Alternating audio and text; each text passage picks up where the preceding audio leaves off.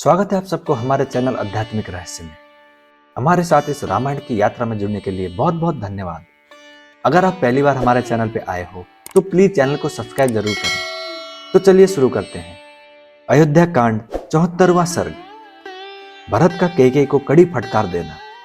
इस प्रकार माता की निंदा करके भरत उस समय महान रोषावेश से भर गए और फिर कठोर वाणी में कहने लगे, धृष्टतापूर्ण बर्ताव करने वाली क्रूर हृदय कैकेयी, तू राज्य से भ्रष्ट हो जा। धर्म ने तेरा परित्याग कर दिया है, अतः अब तू मरे हुए महाराज के लिए रोना मत, क्योंकि तू पत्नी धर्म से गिर चुकी है। अथवा मुझे मरा हुआ समझकर तू जन्म भर पुत्र के लिए रोया कर। श्री राम ने अथवा अत्यंत धर्मात्मा महाराज पिताजी ने तेरा क्या बिगाड़ा था, जिससे एक साथ ही उन्हें तुम्हारे कारण वनवास और मृत्यु का कष्ट भोगना पड़ा। कैकेयी, तूने इस कुल का विनाश करने के कारण भ्रूण हत्या का पाप अपने सिर पर लिया है, इसीलिए तू नरक में जा और पिताजी का लोक तुझे न मिले। तूने इस घोर कर्म के द्वारा समस्त लोगों के प्रिय श्री राम को देश निकाला देकर जो ऐसा बड़ा पाप किया है, उसने मेरे लिए भी भय उपस्थित कर दिया है। तेरे कारण मेरे पिता की मृत्यु हुई, श्री राम को वन का आश्रय लेना पड़ा और मुझे भी तूने इस जीव जगत में अपयश का भागी बना दिया। राज्य के लोभ में पड़कर क्रूरतापूर्ण कर्म करने वाली दुराचारिणी पतिघातिनी, तू माता के रूप में मेरी शत्रु है। तुझे मुझसे बात नहीं करनी चाहिए। कौशल्या, सुमित्रा तथा जो अन्य मेरी माताएं हैं, वे सब तुझ कुल कलंकिनी के कारण महान दुख में पड़ गई हैं।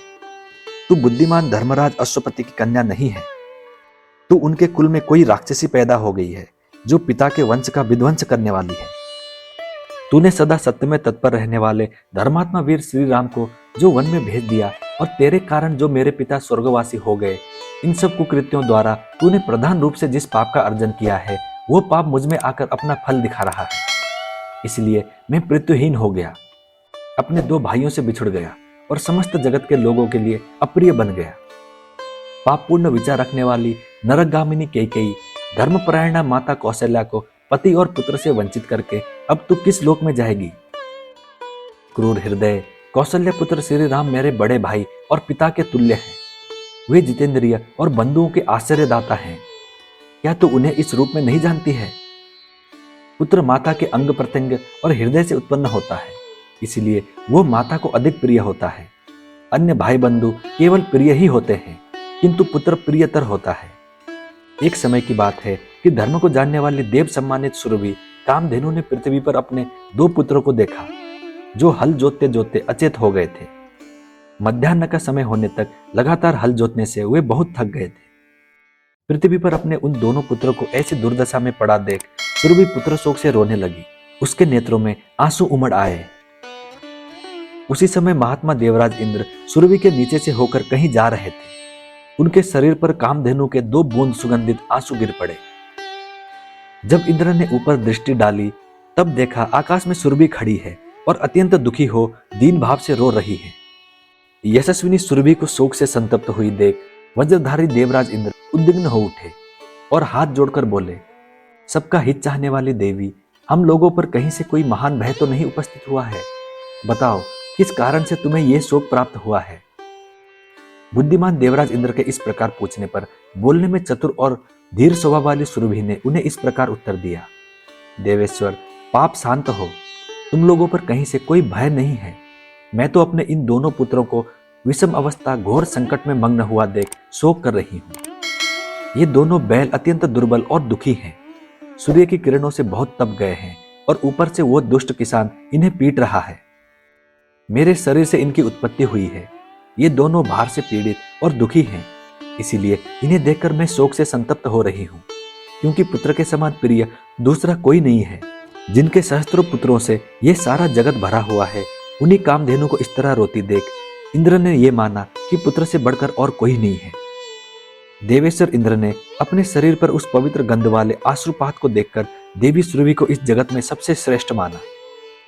जिनका चरित्र समस्त प्राणियों के लिए समान रूप से हितकर और अनुपम है, जो अभिष्ट दान रूप ऐश्वर्य शक्ति से संपन्न, सत्य रूप प्रधान गुण से युक्त तथा लोक रक्षा की कामना से कार्य में प्रवृत्त होने वाली हैं, और जिनके सहस्त्रों पुत्र हैं, वे कामधेनु भी जब अपने 2 पुत्रों के लिए उनके स्वाभाविक चेष्टा में रत होने पर भी कष्ट पाने के कारण शोक करती हैं, तब जिनके एक ही पुत्र हैं, वे माता कौशल्या श्री राम के बिना कैसे जीवित रहेंगी?